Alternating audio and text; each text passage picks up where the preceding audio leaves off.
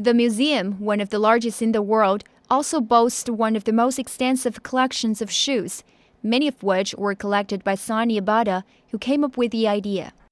Senior curator Elizabeth Samuel-Hack says it all started when Mrs. Bata, whose late husband Thomas Bata was the son of a well-known Czechoslovakian shoe manufacturer, noticed one thing as she traveled around the world, that footwear differed wherever she went. She began collecting shoes in the 1940s, and in 1995 opened up the Bata Shoe Museum. And so she began to collect ethnographic examples of footwear to show just how traditional footwear around the world is so different. And the next thing you know, she had 13,000 pairs of shoes. Samuel-Hack says when looked at chronologically, shoes tell a story of not just the person who once wore them, but also the technological development and social and cultural history that was happening at that specific moment. Shoes have cultural meaning.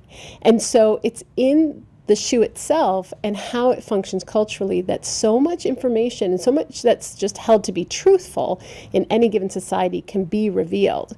And so once you begin to sort of unravel that history, you begin to see just how fundamental clothing, not just footwear, is to the construction of identity and gender and culture.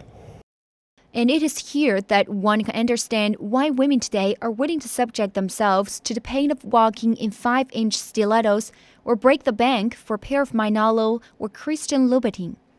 Samuel-Hack says the impracticality of footwear is nothing new and is a tradition we've subconsciously carried on to today. If you wear shoes that are made with silk, if you wear high heels, if you wear shoes that are embroidered with precious pearls, you're clearly not farming. And so you're able to, by wearing shoes that are impractical, showing that you live a life of leisure. And that expression of status has been with us for quite a long time. Samuel-Hack compares the practice of foot binding in imperial China to getting braces in today's society. We alter the face, we alter the structure of the teeth, and it's seen as a good thing to do. It's what good, responsible parents do. It's also expensive. And you can begin to see the commonalities between why the impulse to footbind was practiced in China. It was about respectability. The museum has 3 temporary and 1 permanent gallery, which respectively focuses on native North American footwear, shoes collected in the field, and another dedicated at looking at the rise of the sneaker culture. Samuel-Hack says they're constantly trying to tell a different story to their audience. My goal as the curator is that people come in and say, sneakers, I know about sneakers, and then they leave and go, I didn't know that about sneakers. So that it's footwear, we all wear it.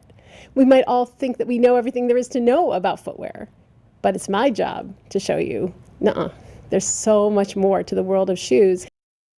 The vast collection at the Bata Shoe Museum are either purchased on loan or donated to help tell over 4,500 years of shoe history.